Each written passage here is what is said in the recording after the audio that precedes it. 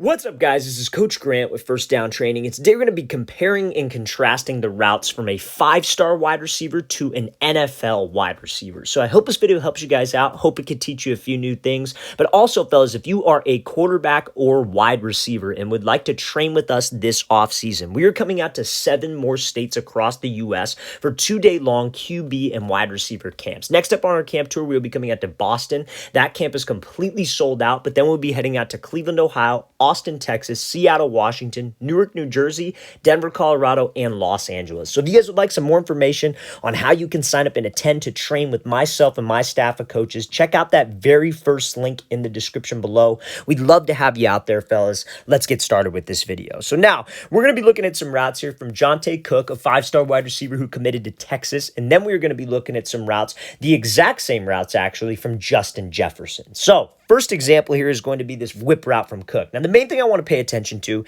is his hip drop at the break. I think one of the things that you have to be able to do as a 5-star wide receiver nowadays, and again, the star ranking, a lot of that really doesn't matter. When you get to college, the stars completely go away. But that's, what a lot of people call these wide receivers, and a lot of these guys have earned that type of ranking, and especially Cook has with the film that he's able to put out and the plays that he makes. And a lot of these top-tier Power 5 wide receivers nowadays have to be able to run routes. You're going up against so much more talented DBs than the high school level. You're going up against some of the best defensive coordinators in the game. They're going to know how to defend you if you're just a wide receiver who's fast and big. And that's what gets a lot of these highly recruited guys in trouble. So Cook going into this break showcases that he has great hips and great explosion into the top of his break and able to get out of his break. And that looks very similar to the way Justin Jefferson might get in and out of a break. So let's talk about this here, because we're also going to show some things that Cook can improve on, comparing it to Justin Jefferson, who is probably, if not the best, one of the best route runners in the game. But let's look at this first break here. So when Cook drops into this route, it's very, very much so his hips slowing him down. Right? As a wide receiver, whenever you're running routes, when it comes to the top of the break, you don't want to think of it like you're slowing down or changing your speed to make a break. You want to think of it like the hip drop and you getting low is what changes direction for you. And that's how we create explosion at the cut. So obviously on a whip route, what is he trying to sell? He's trying to sell a slant. He wants us to make this DB think we're running a slant, maybe a drag. We're trying to get him to crash hard. So we have to run in full stride, full speed, and commit my hips and shoulders to the slant. So to be able to get in and out of this break, to slow myself down, I need to have this level change. What that means is you want to be sitting in a chair almost with your butt, and you want to try to touch your chin to your knee. That is the magic position for us to be able to decelerate on a route. Whether you're running a 5-yard hitch, a whip, or whether you are running a comeback, that break point will always stay the same. Sit into the chair quickly and try to touch your chin to your knee. Now, if you guys can do this type of break violently, and when you get out of the break, you stay low, that is going to create a lot of explosion, a lot of speed, and a very sharp cut at the break point. Now, again, Cook is a high school wide receiver, or now he's a college wide receiver, but at the time he's a high school wide receiver. Let's see what this is compared to with an NFL wide receiver. I'm going to play this again full speed one more time. A great example of having that explosive hip drop and what that can do for you to get out of the break. Now, let's look at this route from Justin Jefferson. A little bit different. This is more like a slant out route, but it's the same idea in terms of the hips. So let's take a look at this. So when he drops into this break, I want you to pay attention to where he is. Chin goes to knee, sitting his butt down in a chair quickly. That is the position of deceleration, fellas. So again, if you're a wide receiver and you're maybe not a 5-star guy, you don't have any type of offers, you're obviously not maybe in the NFL. These types of things is what you can add to your game to help you stand out to coaches, because coaches always want wide receivers who can run good routes and get open. Especially in today's, the way, the NFL is trending, the way college is trending, especially even high school. Everybody wants to run that spread air raid type system where they throw the ball 30, 40, 50 times a game, right? And that's great for wide receivers, but that also means that you get a lot of one-on-one opportunities and you have to be able to separate. So on routes like curls, comebacks, digs, this is the break point that we want to try to emphasize. Let's make sure we're selling my routes. And I think every wide receiver, I don't care if you're 6 years old or 16 years old, can sell routes. I think every wide receiver can run hard, keep good stride, commit their upper body to a break, but not every wide receiver can change direction like these two guys can. And that is what I want to showcase with this. Remember, when we are running hard, we have to be violent with the sit of the chair, bring that chin to my knee, and let's stay low to drive out of this break. If we can stay low and drive, that will also turn that explosive hip drop into acceleration, which gets me out of the break fast. So let's play this again, full speed. Great job by Jefferson getting in and out of this thing and accelerating to that ball. Now, one of the main things that I think a lot of younger wide receivers, especially even the top tier guys, even college wide receivers, the difference between them and NFL guys is probably the smoothness in and out of their cuts. And that's what I want to focus a lot on for the rest of this video. So this is going to be a wide step release from Justin Jefferson, which is the same release Cook used in that last example. So let's go back. Let's go back to this first example here. One of the things that Cook does on this release is he does a great job attacking the DB. He does a great job taking this wide step release where he's here, but at the break point, you see how when he cuts, what do you think after this wide step should be your next step? Your next step should be with this inside foot already getting out of the slant, right? As soon as that foot hits the grass, you sell, hips and shoulders go to the outside, you should be driving off of this cut leg. But I want you to see what his next step does. And this is like that smoothness element. He steps wide, but you see how it's almost like a negative step, like he's going backwards this way, and he's got to cross over his feet. That makes you lose a little bit of speed. Obviously, your feet are going to cross over at a certain point, but you still need to open up your hip and you still need to push off of your cut leg.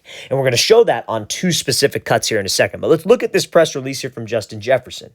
When he does this move, he is able to push off of that. You want to see his next step on this. So he comes off here. He steps just as wide. He sells with the hips, sells with the shoulders. It's the same exact release, but watch where this foot goes. It is more of a positive step. You see how he is pushing off of the cut. That difference right there is the difference between you guys getting up into the route with some speed and us losing some speed off the release and letting this DB recover. Now, I know that might seem like a super minor detail, but the devil's in the details, fellas. Those details 100% of the time absolutely matter, especially against a talented DB. And this is one of the best DBs that you have in the NFL in Jaire Alexander.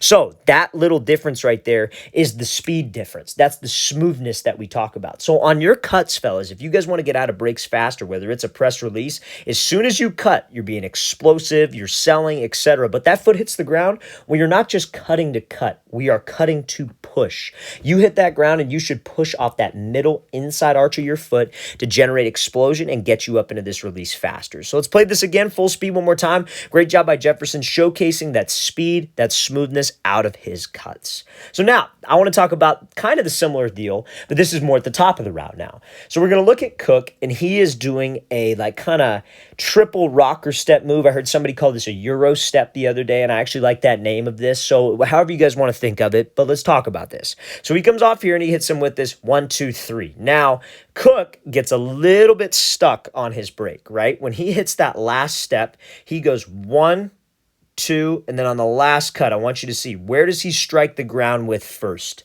His heel, right? So when your heel hits the ground first, do you think that cut is inside of your frame or outside of your frame? Outside of your frame, because you are reaching. Now, again, seems like a minor detail, but that minor detail is the difference between that Power 5 top tier wide receiver and top tier NFL wide receiver. Those little details make a huge difference. So when he throws this like rocker step cut, again, look at his first cut. That's very explosive. That's inside his frame. Look at the second cut. Ball of his foot. But the last cut, he reaches. And when you reach and you strike on your heel and this foot is wide, do you think you can push out of that? No. And you see how his second step is maybe not as much out of the break as we would like. He kind of drags his foot. That foot should be maybe a step closer, and that next step should already be out of the break. He should already be pushing out of this break to run. Now, listen. Route still works. He still gets open. But that minor detail of him getting stuck, maybe against a more talented DB, maybe a DB who's a little bit more disciplined, you're giving him extra time to recover. We cannot reach on my cuts, fellas. As much as I'm trying to sell it, so many young guys don't understand that you sell with your upper half. You don't necessarily sell with your feet. This isn't even the worst example of it. You see a lot of young wide receivers really over-exaggerating, stepping outside their frame. Fellas, you lose all explosion when you do that. So let's play this again, full speed one more time. Again, Again, right idea by Cook, just let's not reach and get stuck on that break. So let's look at this example here from Jefferson. So instead of him doing a 1-2-3 rocker step, he's just doing a 1-2. So he's going stepping with the left foot, then stepping with the right foot. But let's show this full speed. So he comes off here, hits this 1-2, but I want you to pay attention to his foot strike. He comes off, first rocker step move. Again, ball of the foot, his hips and shoulders sell. Him stepping super far with his foot is not what sells it. Because a DB, is he supposed to be looking at your feet? No, he's supposed to be watching your hips, reading your body language. So your body sells it. Your feet are just strictly for us to generate explosion and kind of break down, but also to get acceleration out of the break by pushing. So he hits this first step. He's on the ball of his foot. Second step, where's he at? Ball of his foot. Because what does he have to do now? He's got to push. You see how his next step, he's not dragging. His next step is already out of the break. And this is a harder one to do because Cook was running a post. This is an out route. It's the same type of cuts, the same type of break. Just the out route is 10 times harder. And Jefferson is still out of it a little bit smoother because he has the right foot strike. Fellas, if you're cutting off the line, you're doing, like a press release, you're just running a regular post off of one foot, we should never be reaching on my heel. We lose all explosion when that heel hits the ground first. Your whole foot can hit the ground. Don't get me wrong. You want your whole foot to hit the ground. You don't want to be on your tippy toes, but let's strike like almost ball of the foot, then heel, not heel, then ball of the foot. Let's play this again, full speed one more time. Great job by Jefferson showcasing this rocker step, having smoothness out of the cut simply because of the correct foot strike. All right, so now, next example I want to look at here is just pretty much how guys structure their routes when they play at this level against top-tier DB talent. So he's running a comeback route here, and we're looking at the same type of comeback route from Justin Jefferson. But what he does is this shows that he has a high route running IQ. And at the end of the day, that's what you need, especially when you're playing up against talented tier DBs. So this DB is obviously in zone coverage. Eyes are to the inside. He's kind of a little bit outside leverage. So what's he trying to do? He's trying to force Cook to the inside to maybe some kind of safety help, and he is trying to take away the outside route. So if we have to run a comeback route, and our game plan is, okay, I'm just going to go run to the blind spot of the DB, then break this thing down. That DB is going to squeeze us to the sideline, and we're not going to have any room to run this comeback. So what you would want to do with your route is you would want to close the space, threaten to the inside with a move called a vertical set, then try to slip to the blind spot, then break down.